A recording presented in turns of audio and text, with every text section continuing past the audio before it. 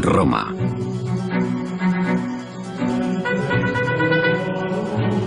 Estoy aquí arriba. Por aquí. Aquí. Me encuentro en la columnata de la Basílica de San Pedro en Roma, a gran altura sobre el Gentío, observando desde aquí arriba a todos esos católicos. No mucha gente puede acceder aquí. Ya saben cómo son en el Vaticano. Llevan 2000 años dirigiendo a los católicos y no necesitaban hacerme ningún favor. Pero les dije lo que quería hacer aquí arriba y accedieron enseguida, porque se dieron cuenta de que esta era la mejor forma de conseguir lo que me proponía.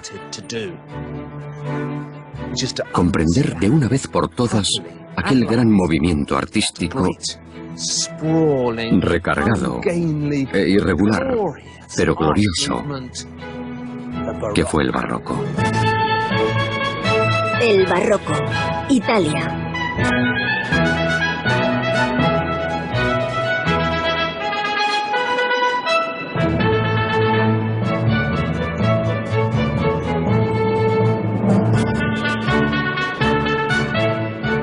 El período barroco no tuvo un comienzo y un final claramente definidos. Se extendió por todo el siglo XVII y más allá. No fue un movimiento estructurado, pero produjo algunas de las más importantes obras de arte de Occidente.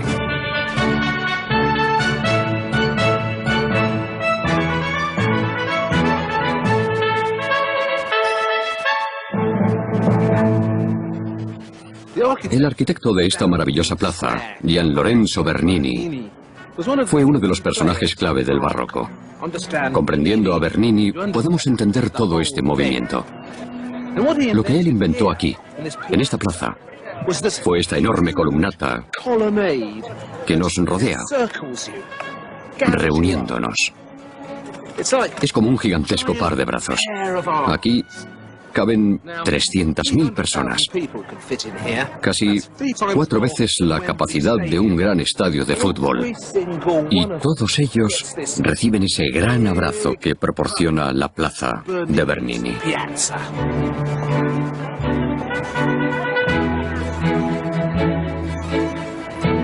Así pues, eso es lo primero que hace el barroco. Se dirige a ti y te conquista. Otros movimientos artísticos se mantienen erguidos sobre sus pedestales, asumiendo arrogantemente que te vas a interesar por ellos. Pero el barroco te conoce mejor. Se baja del pedestal y va en tu busca.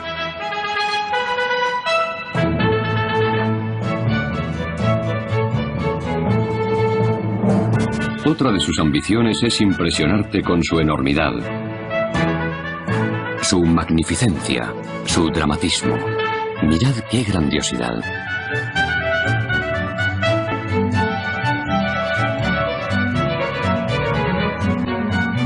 Y cuando el barroco estuvo en manos de grandes genios, se volvió oscuro y arriesgado. Nos asaltó psicológicamente, desdibujando la línea divisoria entre el arte y la realidad. Y por si la pintura no era suficiente, el barroco echó mano del resto de las artes para afectarnos. La arquitectura, la escultura, la música, todo a la vez. Intentaba llegar hasta nosotros, así que no reparó en medios.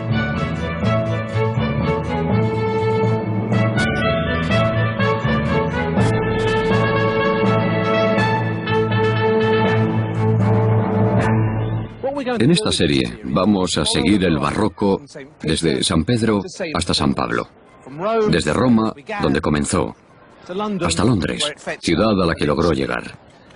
Porque otro de los motivos que hacen especial el barroco es su extensión. Llegó prácticamente a todas partes a lo largo del siglo XVII. Y lo más curioso del asunto es que allá donde fuera iba cambiando para adaptarse a las costumbres locales.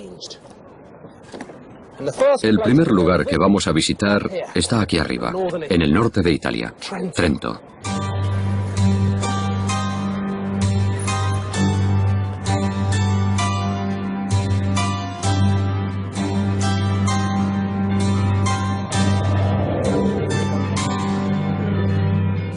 Trento, en los Dolomitas italianos, es una bonita ciudad que recomiendo visitar a quienes busquen hacer senderismo y disfrutar de las vistas.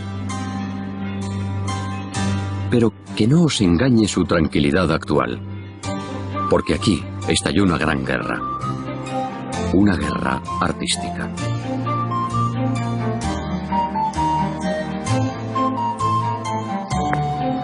El barroco se entiende mejor si lo vemos como un contraataque. Es una maravillosa exhibición de golpes defensivos de una airada iglesia que por fin se había decidido a luchar.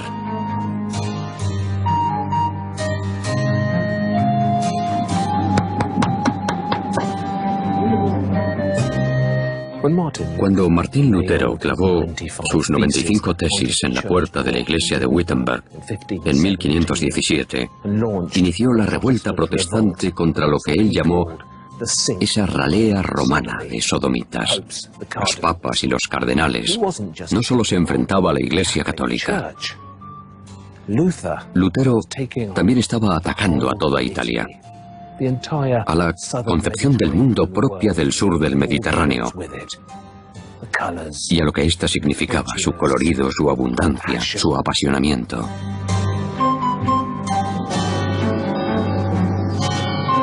En aquellos días, Trento pertenecía a Austria, no a Italia. Y aquí fue donde se reunió el Gran Concilio de Trento en 1545 para planear el contraataque.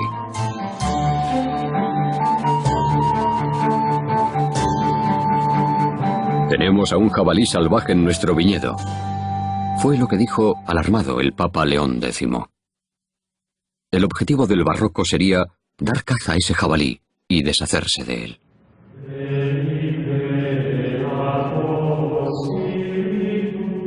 Durante casi 20 años, el concilio de Trento se celebró aquí, en la Catedral de Trento, para planificar la respuesta católica, y en ella el arte jugó un papel desde el principio. Los luteranos se habían mostrado contrarios al arte. Lo veían como un derroche vergonzoso que inducía a la adoración de falsos ídolos. Una ola terrible de iconoclasia azotó el norte de Europa, destruyendo cuadros y arrasando estatuas. Pero la Iglesia Católica siempre había creído en el arte. Se había apoyado en él. Sabía que a los fieles les gustaba ver aquello a lo que rendían culto. Les gustaban las imágenes, y esto confería al arte un enorme poder.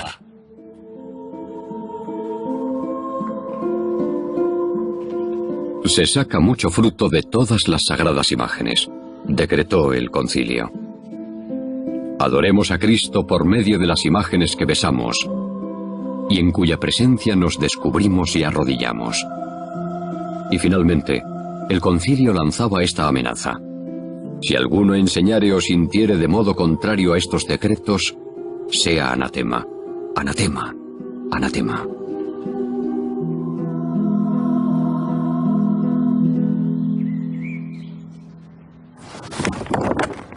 ¿Os gusta este mapa? Es barroco, por supuesto. Fue creado en Ámsterdam en 1617. Su autor, Willem Blauw, fue el mejor y más prolífico editor de mapas del barroco. Más tarde, Blauw fue contratado por la Compañía de las Indias Orientales para representar gráficamente el nuevo mundo que se estaba descubriendo en aquellos tiempos. Pero antes, realizó este mapa de Europa. Aquí están las grandes capitales de Europa, en la parte superior, Londres, París, Ámsterdam. Y a los lados se ve cómo vestía la gente en esas nuevas capitales de la moda. Aquí están los ingleses vestidos con sus sedas, y aquí los héroes del barroco, los polacos con plumas en sus sombreros. Así pues, el contraataque del barroco comenzó aquí arriba, en Trento. Pero su epicentro, el lugar donde estalló realmente, queda más al sur, en Roma.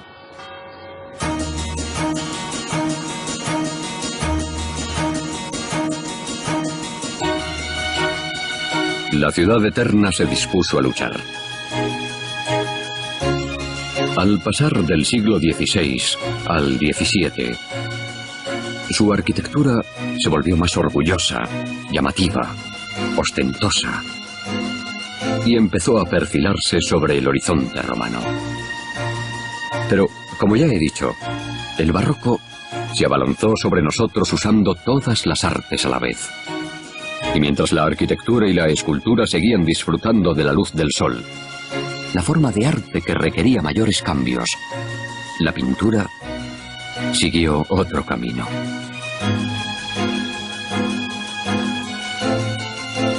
El Concilio de Trento dio instrucciones a sus artistas para que intentasen captar la atención de la gente. Pero ¿cómo podían lograrlo?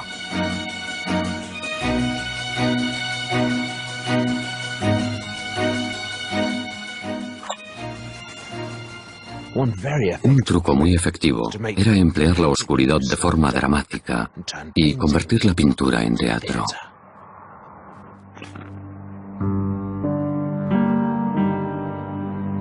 Esa fue la estrategia del mayor revolucionario del barroco.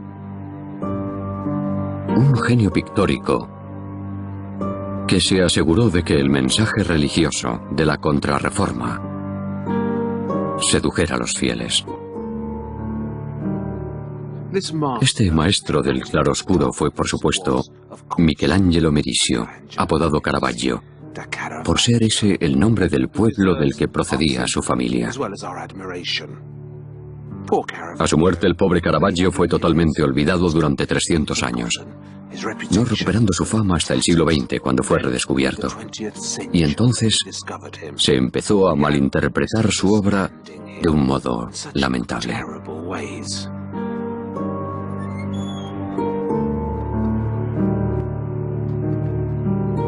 ¿Qué tonterías se han dicho sobre Caravaggio? Hasta comentaristas sensatos de reputados canales televisivos se han empeñado en verle como a un loco pendenciero y un predador homosexual, merodeando enloquecido por la Roma del barroco. Algo así como el Destripador de Roma. No hay nada en el barroco que me irrite tanto como esta falsa imagen demoníaca de Caravaggio. ¿De verdad podría un maníaco sexual descontrolado haber pintado esto? Afortunadamente, las recientes investigaciones sobre Caravaggio han empezado a desmentir tanto sinsentido y podemos volver a verle como fue en realidad, el pintor religioso más importante de la Contrarreforma.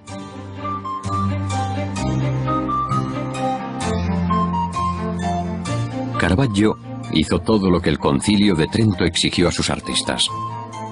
Creó un nuevo arte religioso de gran realismo que transmitía su mensaje en un lenguaje que la gente podía comprender sin esfuerzo, una forma de expresión que conmovía y transformaba al espectador. Antes de que llegase Caravaggio, el arte religioso era algo ajeno, distante y etéreo, pero él hizo que se manifestase delante de nuestras narices, aquí y ahora, tan cercano como para poder tocarlo. También cambió el elenco de protagonistas. Gente de verdad, reunida en tabernas y mercados, elegida por la expresividad de sus rostros, en vez de los dioses imposibles de antaño. Vemos a este hombre del mercado y a esta atractiva tabernera. Es gente como la que podíamos ver en las calles, gente que podías reconocer y con la que te podías identificar.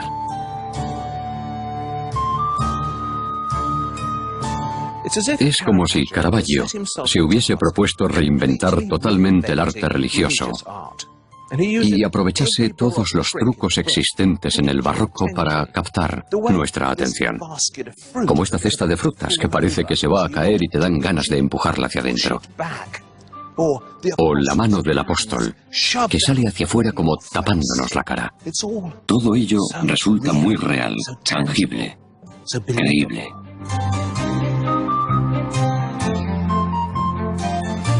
Las iglesias de la Roma barroca están repletas de magníficos ejemplos de la obra de Caravaggio y se pueden contemplar gratuitamente.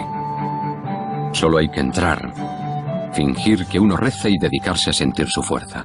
Aquí en la Basílica de Santa María del Popolo, donde empezó a trabajar en el año 1600, orientó sin miramientos los cuartos traseros de un caballo hacia nuestras caras, asegurándose así de que no pasásemos por alto el dramatismo de la conversión de San Pablo, que tiene lugar entre los cascos de su montura.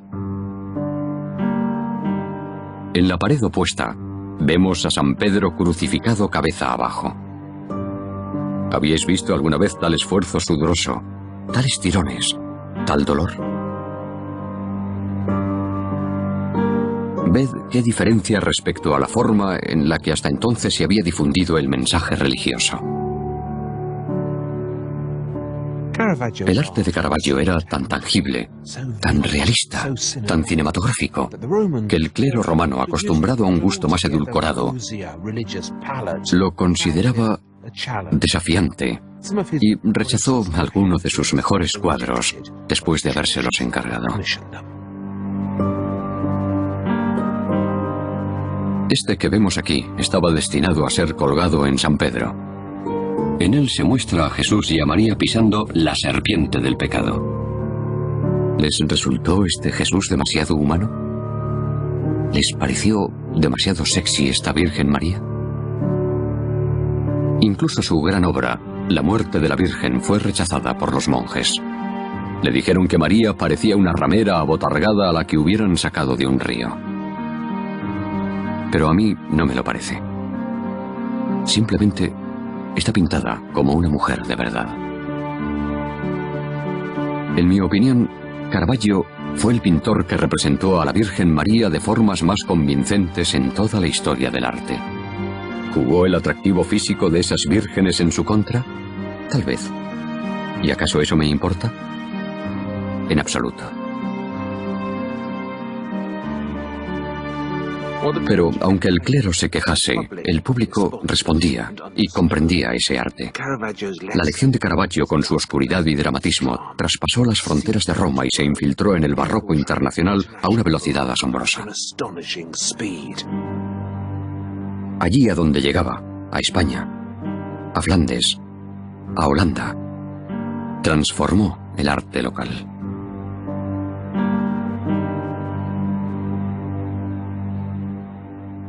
Qué nombre tan extraño para un movimiento artístico, ¿verdad?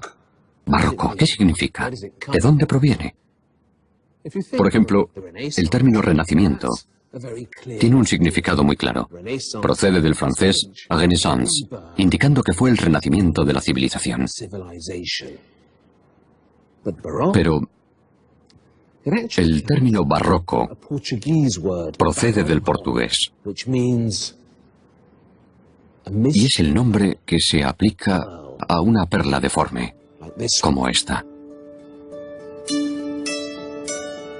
Los exploradores portugueses estaban recorriendo el mundo y volvían con estas fantásticas perlas de toda forma y tamaño. Pero esta perla no es barroca. Es como del Renacimiento, perfectamente formada, exquisita, delicada, civilizada y valiosa.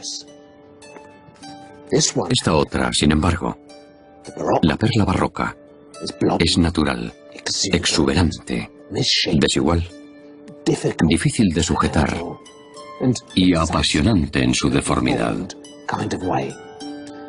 Así pues, esto es el Renacimiento y esto, el Barroco.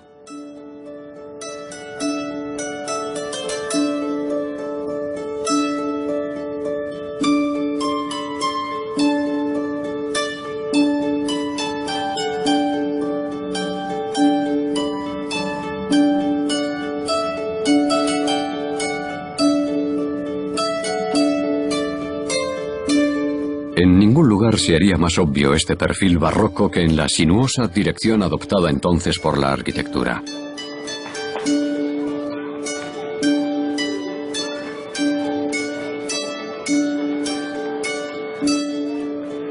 Roma es Básicamente, una creación barroca. Ya sé que tiene unas importantes ruinas antiguas y unos magníficos palacios renacentistas, pero la arquitectura más común aquí, la que da a la ciudad su tono dominante, es la barroca.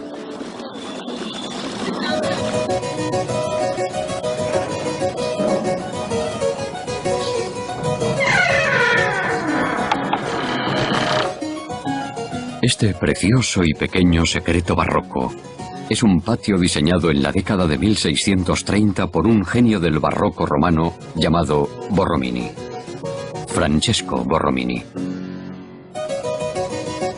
Borromini, en mi opinión, fue el arquitecto más fascinante de la historia del arte. Un genio, un hombre de brillantez retorcida. El Picasso de la arquitectura.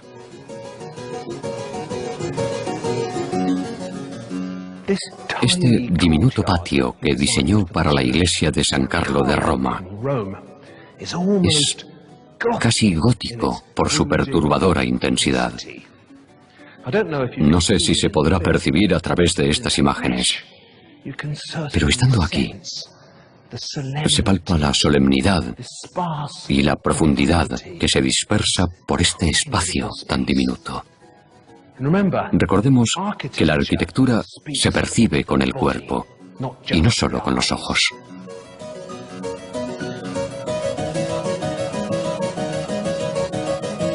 Borromini era muy imaginativo. ¿Veis esa balaustrada ahí arriba? Fijaos en los balaustres. Unos son más gruesos por arriba y otros más gruesos por abajo. ¿Para qué? El Renacimiento nunca habría producido algo tan caprichoso y atrevido. Pero Borromini era rebelde por naturaleza. Y eso le convierte en un artista plenamente barroco.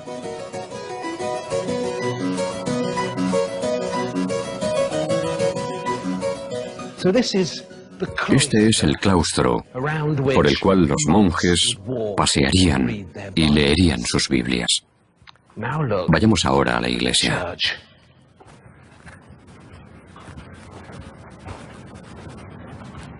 Es como entrar en el interior de una pétrea obra escultórica.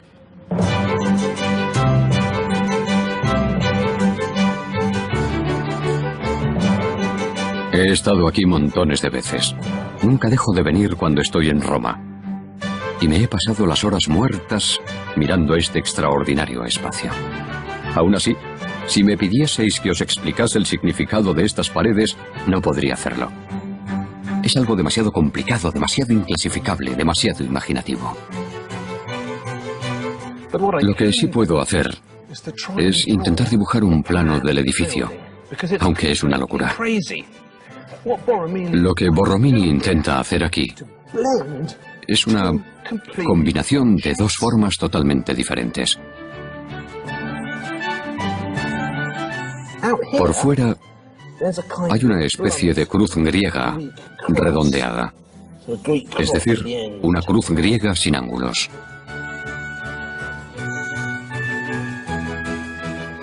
Pero en el centro, todo eso se convierte en un óvalo perfecto.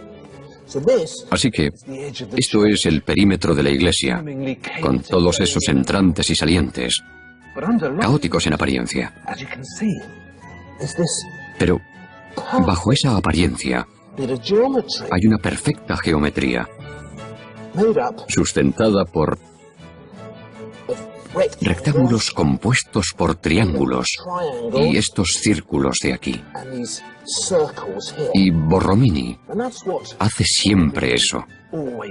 Crea una base matemática exacta y después la esconde, como si quisiera despeinarla.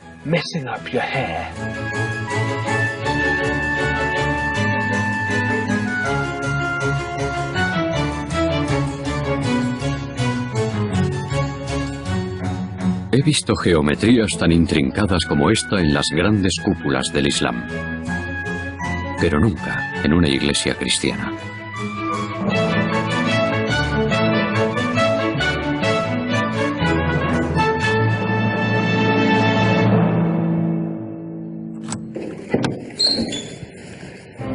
Borromini aportó a la arquitectura barroca su lado oscuro y emocional, su principio femenino, su yin. Pero todo yin, por supuesto, necesita su yang, y en la Roma del barroco, el indiscutible rey del yang era Gian Lorenzo Bernini.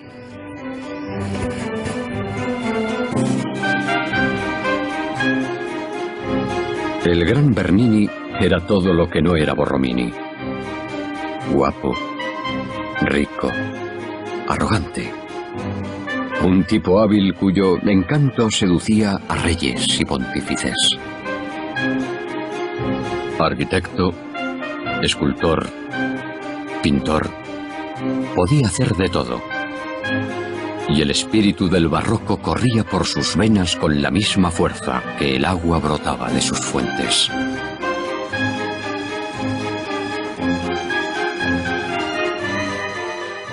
Es casi seguro que Borromini fue homosexual y tuvo una muerte terrible, pues se suicidó arrojándose sobre su propia espada y falleció tras una lenta agonía, mientras que Bernini fue mujeriego hasta la médula y nunca se le habría ocurrido suicidarse, porque eso le habría parecido privar al mundo de su exuberante genialidad.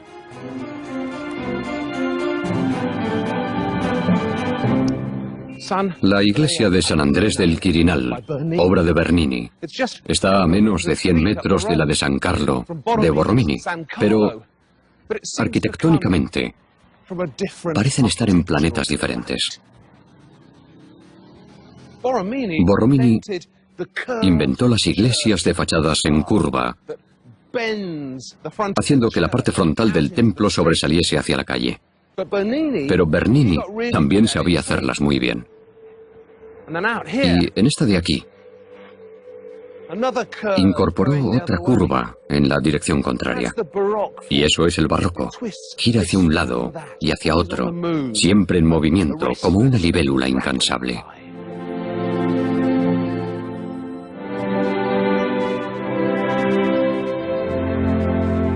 Entrar en la iglesia de San Andrés del Quirinal, de Bernini, es como entrar en una obra de teatro. Bernini llenó su iglesia con vívidos colores.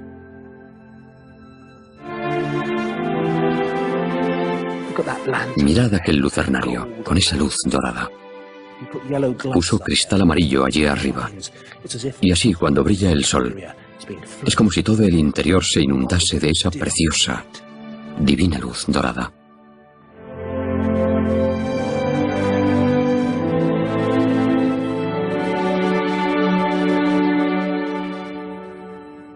La iglesia de Bernini tiene un argumento muy específico, para que podamos descubrirlo y entenderlo. Aquí vemos cómo martirizan a San Andrés, el patrono de la iglesia. Allí está ascendiendo hacia el reino de los cielos. Y arriba del todo, en el lucernario, es recibido en el paraíso. Los querubines se apartan a un lado para dejarle paso en su ascensión. Es de un efectismo muy teatral, muy diferente a cuanto Borromini llegase a intentar.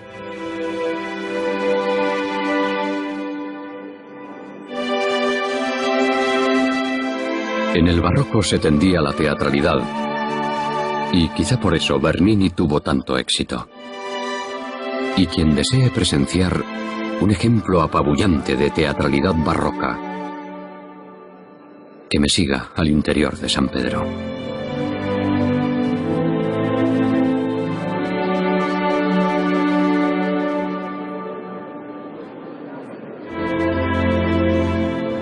Esta extraordinaria creación que tenemos ante nosotros es el baldaquino de Bernini, levantado en el transepto de la Basílica de San Pedro entre 1624 y 1633. Miradlo bien y decidme, ¿eso es escultura o arquitectura? ¿O es tal combinación de ambas artes que no importa lo que realmente sea? Yo me inclino por esto último. Esto es lo que pasa en el barroco. Todos los límites divisorios se difuminan.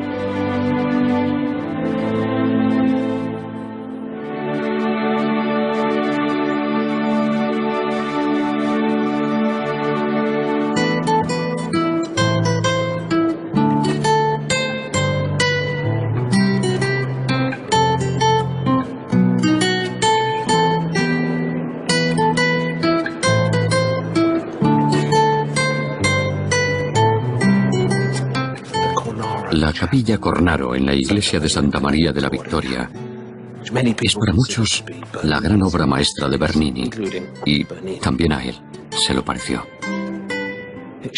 Muestra a la española Santa Teresa de Ávila teniendo una visión.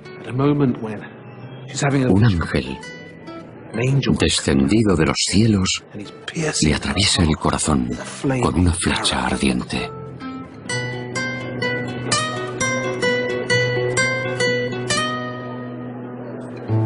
Era tan grande el dolor que me hacía dar aquellos quejidos,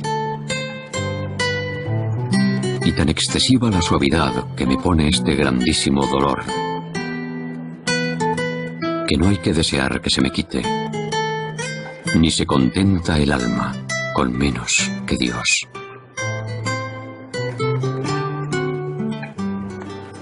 Lo que se ha hecho aquí es crear una especie de teatro en la iglesia.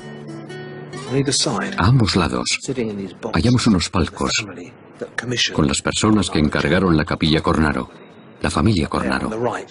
Arriba a la derecha, con una perilla parecida a la de Shakespeare, se encuentra esculpido Federico Cornaro, quien pagó toda la obra. La familia Cornaro aparece reunida para presenciar el milagroso acontecimiento que está sucediendo en el centro. Otra cosa que suele llamar la atención es la expresión del rostro de Santa Teresa. Ese gesto de dolor, con la boca abierta. Bernini ha intentado dar forma escultórica al éxtasis religioso que está sintiendo esta santa española. Sobre todo en el siglo XX se ha malinterpretado su gesto, haciendo diversos comentarios procaces sobre su éxtasis, del tipo de ¿qué clase de éxtasis está teniendo? Yo estoy absolutamente en desacuerdo con todo eso. Imaginad lo que supone intentar dar forma escultórica a algo tan difícil como una joven desbordada por el amor de Dios. ¿Cómo se puede representar eso? ¿Qué se puede mostrar? Pues yo os lo diré. Esto es lo que se puede hacer.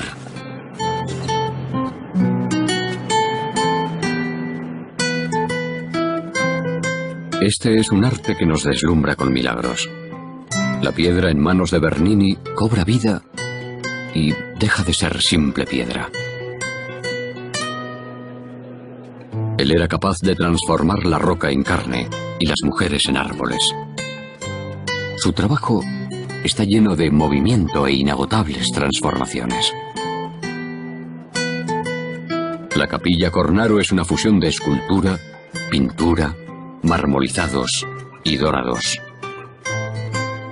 Hasta se ha aprovechado el sol, la verdadera luz de Dios, para lograr este gran efecto barroco.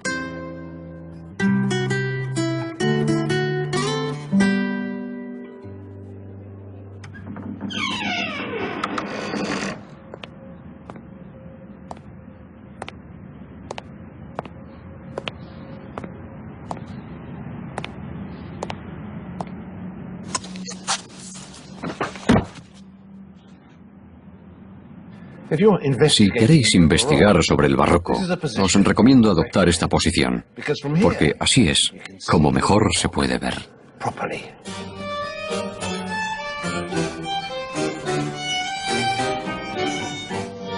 Las pinturas en los techos son muy del gusto barroco. Llenar de estupendas imágenes todo el espacio por encima y a nuestro alrededor era una costumbre muy barroca. Por supuesto, en el arte italiano hacía ya siglos que se pintaban los techos.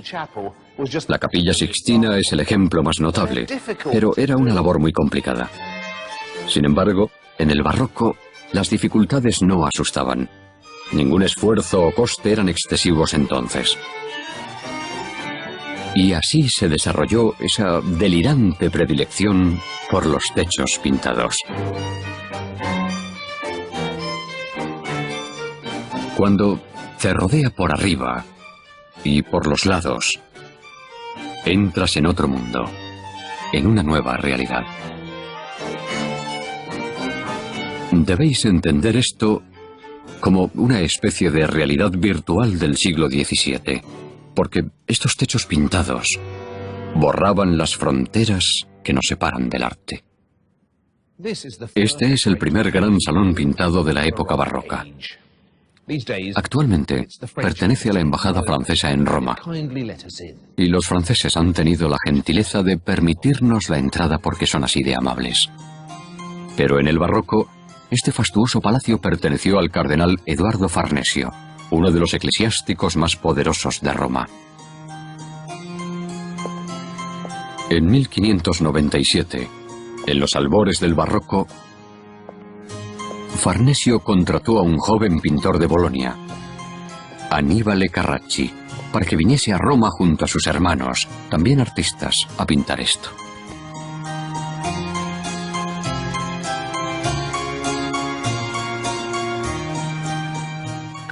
El cardenal Eduardo Farnesio tenía que haber sido un hombre de Dios, y quizá lo fue en su vida pública, pero en su vida privada, aquí, dentro de su palacio, al parecer dio rienda suelta a su lado más pecaminoso.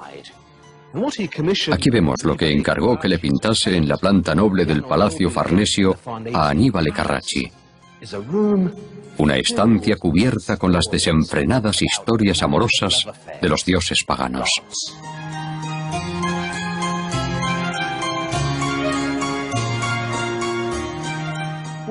Miremos donde miremos, se ven dioses paganos haciendo el amor con otros dioses en una orgía divina de amor y conflictos, de jugueteos y picardía. Carracci se las arregló de alguna forma para representar 20 aventuras amorosas divinas diferentes a la vez en un solo techo. Y para ello utilizó un truco óptico muy ingenioso. Cada una de las aventuras tiene lugar en su propio cuadro. Y aunque el techo ha quedado atiborrado con las numerosas pinturas, cada una de ellas está separada de las demás por todo tipo de cupidos, estatuas y desnudos.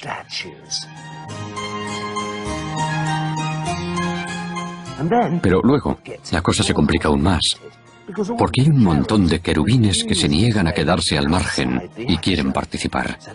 A veces, se cuelan dentro del cuadro y otras están fuera.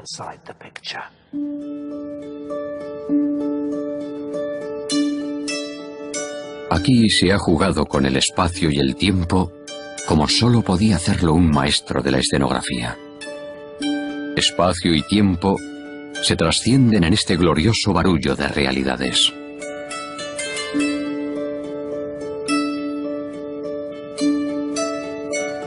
Este salón tuvo una enorme influencia. Y lo que Carracci inventó aquí se convertiría en uno de los principales ingredientes del barroco.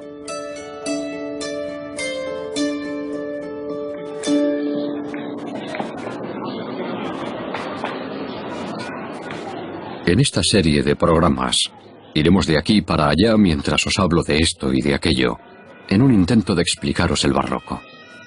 Pero lo cierto es que habría una forma mucho más fácil de hacerlo. Lo único que necesitáis para entender total y perfectamente el barroco es venir aquí y mirar hacia arriba. Esto es el barroco.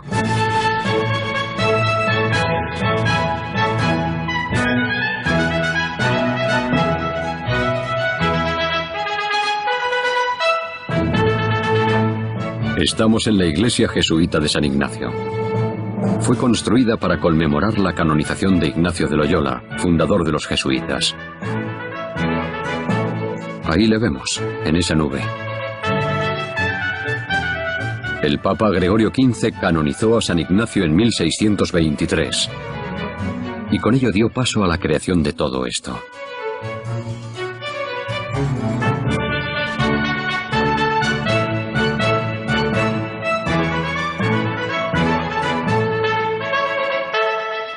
A los jesuitas les gustaba hacer las cosas ellos mismos.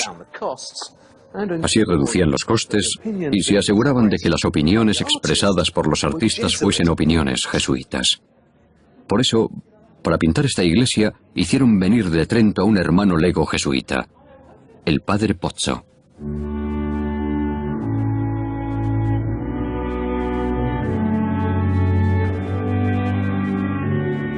Pozzo era un maestro de la ilusión. Nunca ha habido nadie con tal habilidad para hacer que un espacio diminuto parezca inmenso. Su influyente libro, donde explica cómo lograr estas increíbles ilusiones ópticas, ha sido muy leído a lo largo de todas las épocas. Incluso dicen que Cecil B. DeMille lo consultó para preparar sus grandes superproducciones, porque el padre Pozzo fue un fantástico cineasta, solo que nacido con 3 siglos de antelación. El primer trabajo que hizo Pozzo en esta iglesia fue esta falsa cúpula oscura que, a diferencia de las cúpulas reales, resultaba barata y fácil de reparar. Solo requería volver a pintarla. Esta pequeña cúpula tuvo tanto éxito que los jesuitas dieron vía libre a Pozzo en el resto de la iglesia. Todo esto que vemos aquí arriba es un techo plano. Las nubes, los arquitrabes, las columnas, todo está pintado. Aquí Pozzo ha empleado su magia barroca para abrir el techo y crear este espléndido atajo hacia los cielos. Y justo en el centro, flotando en una nube, se encuentra el propio San Ignacio. Se dirige hacia el paraíso, donde le espera Jesucristo. ¿Veis esa magnífica luz que emana de la herida en el costado de Jesús? Es la luz de la revelación divina que sale de Jesús en dirección a San Ignacio. Y después es difundida a los 4 rincones de la tierra, hasta Asia, donde se encuentra un curioso camello, a África, donde aparece lo que supongo es un cocodrilo, a Europa, mucho menos salvaje en comparación, y a América, donde una amazona de piel roja y el pecho desnudo mira hacia un puma rugiente. En todos estos lugares había ya misiones jesuitas. Se trata de algo que mi hija llamaría propaganda jesuita cursi. Pero, en cualquier caso, qué teatralidad tan fantástica, qué ambiciosa, a qué escala, qué emocionante.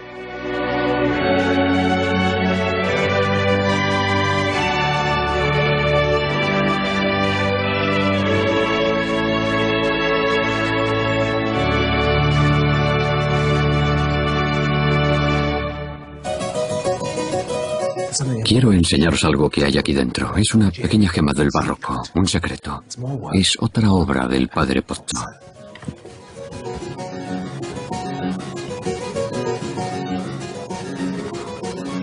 Es una especie de columnata ilusionista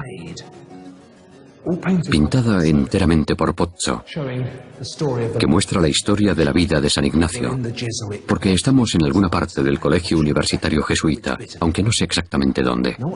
Una de las ventajas que tiene esta galería es que puedes ver la pintura de Pozzo muy de cerca y fijarte cómo está hecha. Por ejemplo, ¿veis esas 2 figuras que están sosteniendo una urna a la izquierda? Os las voy a enseñar. Esperad ahí. Son estas 2 figuras de aquí. Ahora acercaos.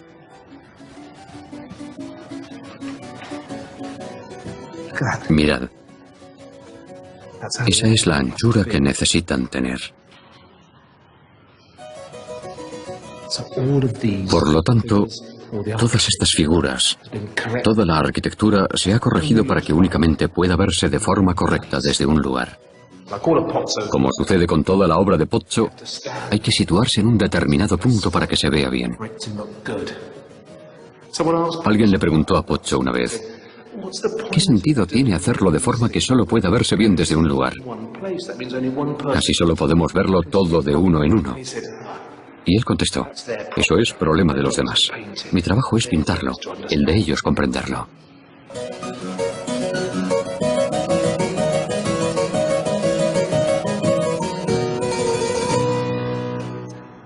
Aquí, en Roma, se había iniciado una revolución. Se había reinventado la pintura, transformado la escultura y revolucionado la arquitectura. Llegaba la hora de que el barroco alzase el vuelo.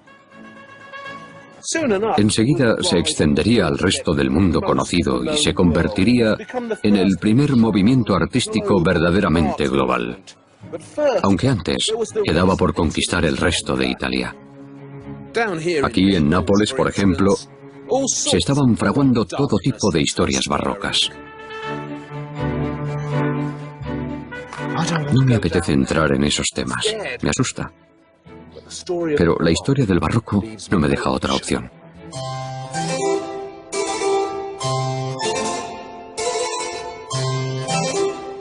Hay un libro que se ha hecho muy famoso y del que seguro habéis oído hablar. Se titula 1000 sitios que ver antes de morir. Y lo firma Patricia Schulz. Nápoles no aparece en el libro, pero debería, porque el título de ese libro está tomado de una frase un tanto ambigua que escribió Goethe. Ver Nápoles y luego morir. Lo dijo en el siglo XVIII, tras vivir aquí algún tiempo. ¿A qué se refería Goethe exactamente? ¿Estaba diciendo que Nápoles era tan bonita que después de haberla visto podías morir feliz?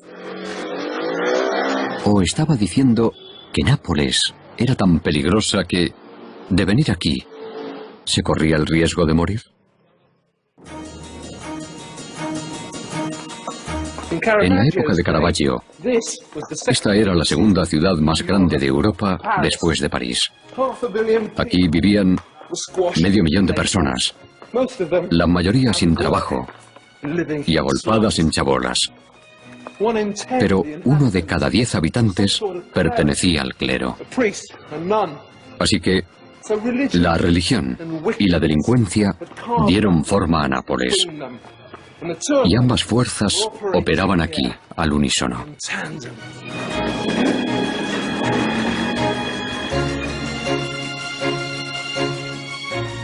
Caravaggio llegó a Nápoles en 1606. Había tenido una discusión en Roma por un partido de tenis en la que acabó asesinando a su contrincante y tuvo que salir huyendo.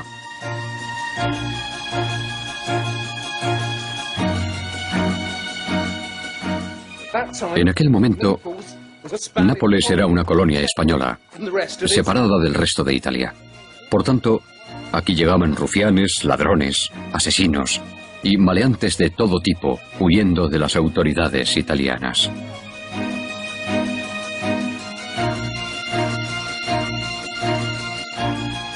La reputación de Caravaggio era conocida en Nápoles antes de llegar él aquí. Y enseguida se pondrían manos a la obra a la vertiginosa velocidad a la que solía trabajar para pintar algunas de sus obras más notorias. Al llegar a Nápoles, parece que su obra se tornó más oscura. Roma puede presumir de haber engendrado el barroco, pero sería en Nápoles donde este movimiento artístico aprendería a gritar. Señora, buongiorno.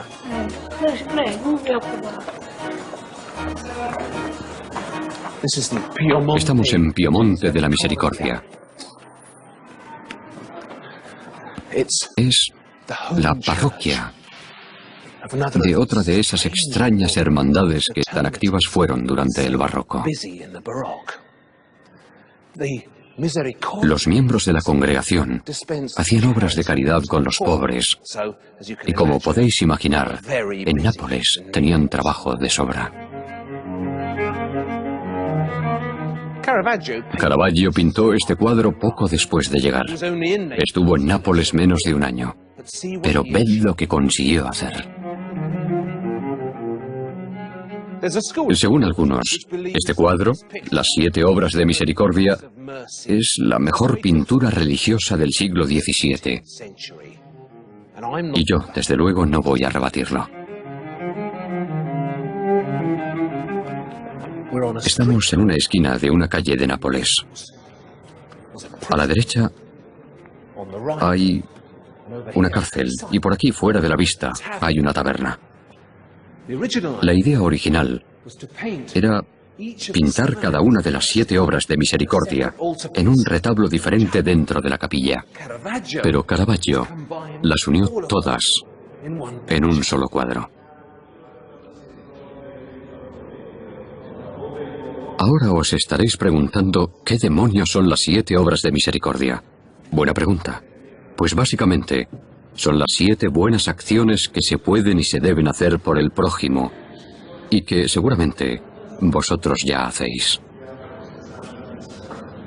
En primer lugar, enterrar a los muertos como vemos aquí. ¿Veis esos pies? Pertenecen a un cadáver que están transportando. Otra obra de misericordia es vestir al desnudo. Y aquí vemos a San Martín que ha partido su manto por la mitad y se lo ofrece a un mendigo desnudo. También hay que ayudar al enfermo.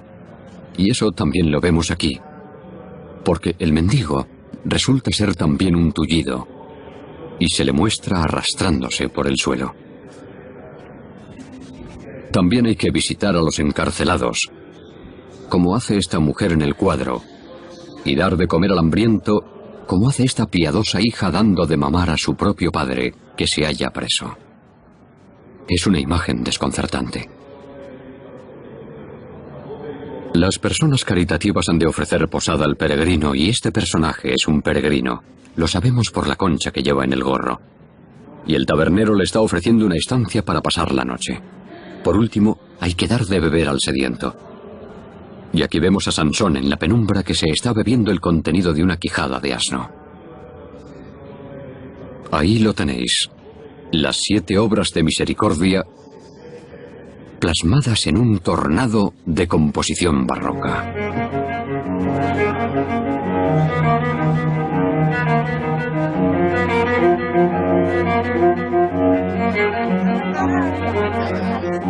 Caravaggio no fue el único forajido que buscó refugio en Nápoles. Hubo muchos otros, incluido un pintor español que admiraba a Caravaggio, José de Ribera, o como era conocido en Nápoles, el Españoleto, es decir, el Españolito. Aquel Españolito Ribera resultó ser un taimado pendenciero. Llegó a Nápoles huyendo de sus acreedores en Roma. Y como Nápoles estaba bajo control español, Ribera tenía una buena cartera de acaudalados clientes españoles.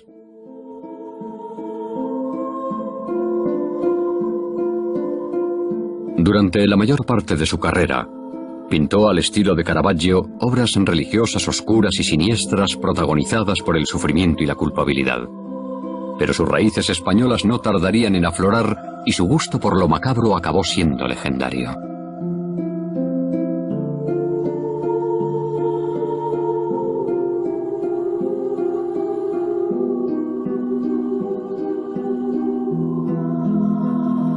Esta es la famosa mujer barbuda que Ribera pintó más de una vez.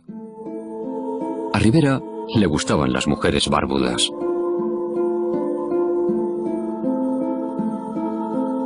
Y este joven engañosamente sonriente está tullido, con un pie torcido.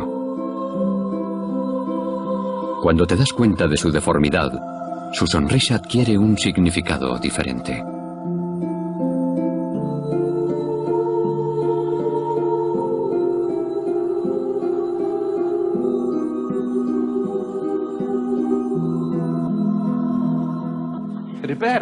Rivera fue el principal promotor de una pequeña organización criminal, una especie de mini-mafia llamada el Cabal de Nápoles. Se asoció a otros dos impíos, un griego vicioso llamado Corensio y el excelente pintor napolitano Caracciolo, quien merece mucha mejor reputación de la que tiene, ya que Caracciolo fue autor de unas notables obras de pintura tenebrista napolitana. Estos tres, Rivera, Corensio y Caracciolo, empezaron a dar palizas y asesinar a todos sus rivales.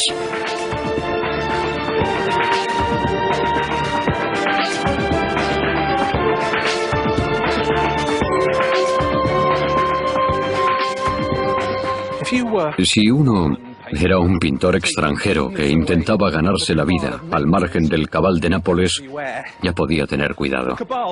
El Cabal era especialmente cruel con los discípulos de Annibale Carracci. Domenichino venía aquí cada mañana a pintar un fresco, y el Cabal se encargaba de borrar lo que había pintado el día anterior y de poner arena en su pintura.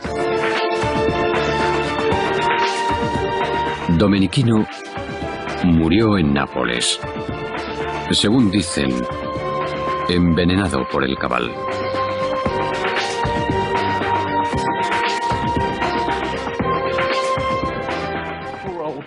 Al pobre Guido Reni tampoco le dieron tregua. El Cabal contrató a un asesino para acabar con él, pero el sicario se equivocó y liquidó por error a uno de sus ayudantes. Reni acabó huyendo de la ciudad para no volver nunca más. Más tarde, uno de sus discípulos tuvo que venir aquí para terminar el encargo que le habían hecho a Reni. Pero alguien lo embarcó a la fuerza en un navío en la bahía de Nápoles y no se volvió a saber de él.